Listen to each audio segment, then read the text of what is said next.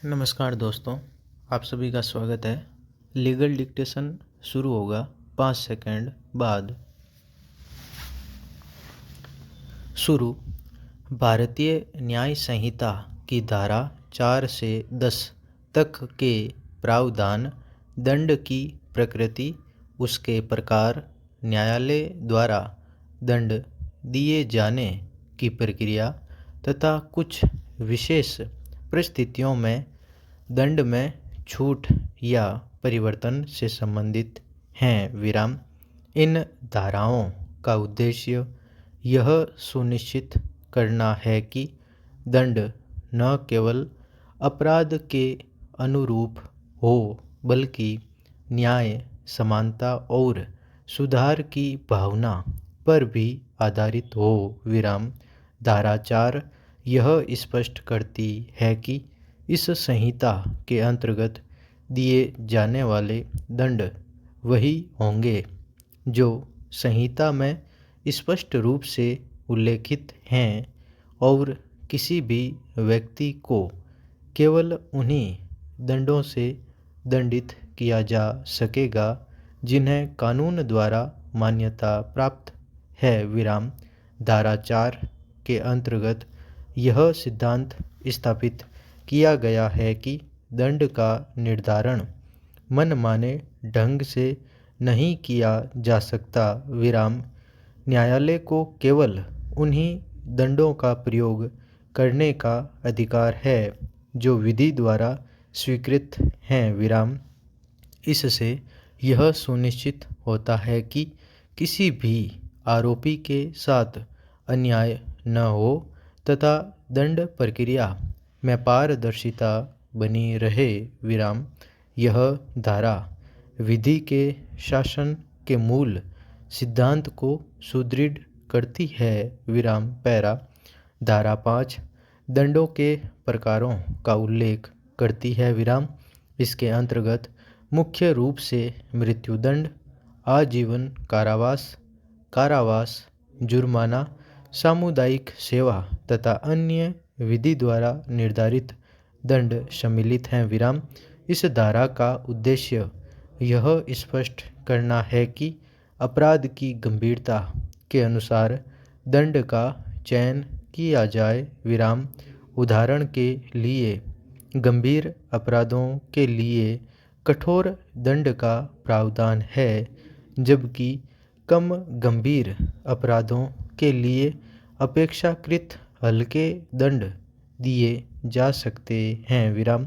धारा 5 में सामुदायिक सेवा जैसे सुधारात्मक दंड का समावेश यह दर्शाता है कि आधुनिक दंड व्यवस्था केवल प्रतिशोध पर आधारित नहीं है बल्कि अपराधी के सुधार और समाज के हित को भी ध्यान में रखती है। विराम। यह दृष्टिकोण दंड को सामाजिक पुनर्वास का साधन बनाता है। विराम। पैरा। धारा 6 में मृत्युदंड से संबंधित प्रावधान दिए गए हैं। विराम। यह धारा स्पष्ट करती है कि मृत्युदंड केवल अत्यंत गंभीर और दुर्लभ मामलों में ही दिया जाएगा। विराम। न्यायालय को मृत्युदंड देने से पूर्व सभी तथ्यों, परिस्थितियों और आरोपी की मानसिक स्थिति पर गंभीरता से विचार करना आवश्यक है। विराम। यह सिद्धांत दुर्लभतम से दुर्लभ मामलों की अवधारणा को सुदृढ़ करता है। विराम। धारा 6 का उद्देश्य यह सुनिश्चित करना है कि मृत्युदंड का प्रयोग अत्यंत सीमित और सावधानीपूर्वक किया जाए। विराम। यह मानव जीवन के मूल्य को स्वीकार करते हुए न्यायालय को विवेकपूर्ण निर्णय लेने की शक्ति प्रदान करती है। विराम। धारा 7 आजीवन कारावास से संबंधित है। विराम।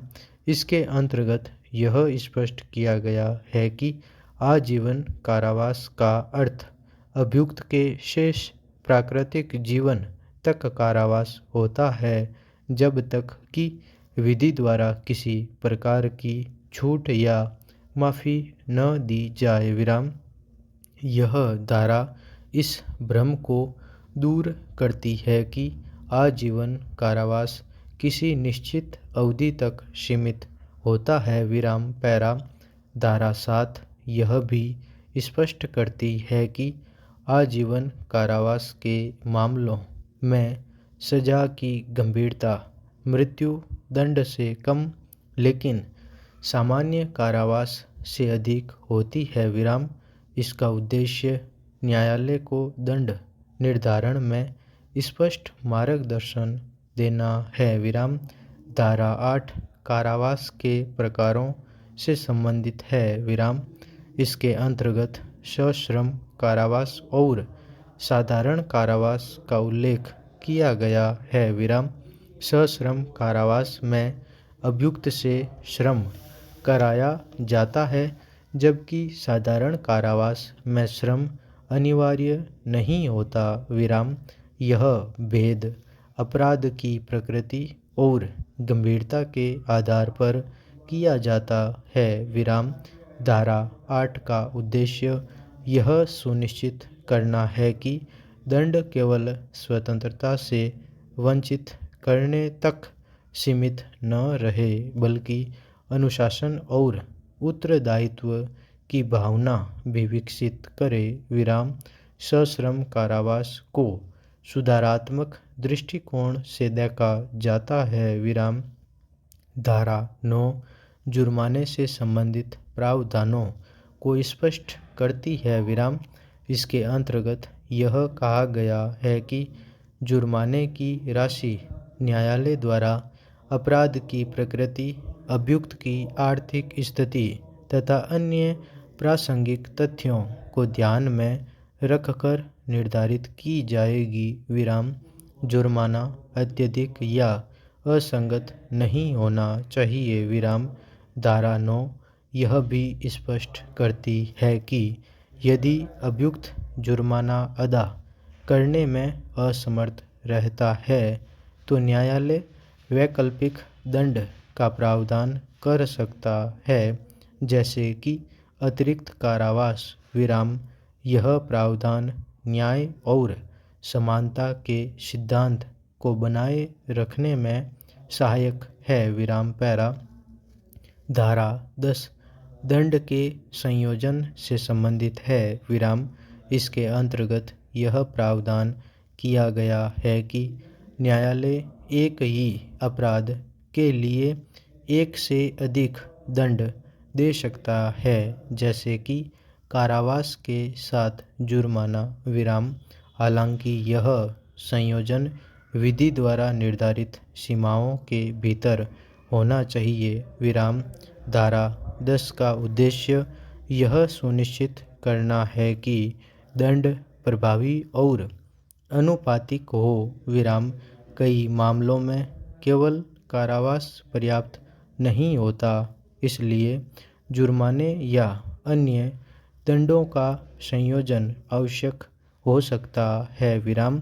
इन सभी धाराओं का समग्र अध्ययन यह दर्शाता है कि भारतीय न्याय संहिता दंड व्यवस्था को संतुलित, न्याय संगत और सुधारोन्मुख बनाने का प्रयास करती है। विराम।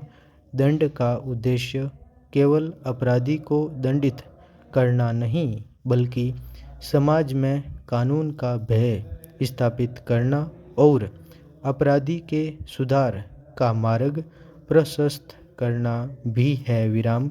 धारा 4 से 10 तक के प्रावधान न्यायालय को स्पष्ट दिशा निर्देश प्रदान करते हैं ताकि दंड निर्धारण में एकरूपता और निष्पक्षता बनी रहे। विराम। इससे नागरिकों का न्याय प्रणाली में विश्वास मजबूत होता है और विधि का शासन सुदृढ़ होता है। विराम। अतः यह कहा जा सकता है कि धारा 4 से 10 BNS दंड की अवधारणा को व्यापक दृष्टिकोण से परिभाषित करती हैं और आधुनिक आपराधिक न्याय प्रणाली की आधारशिला का निर्माण करती है। संपूर्ण विराम।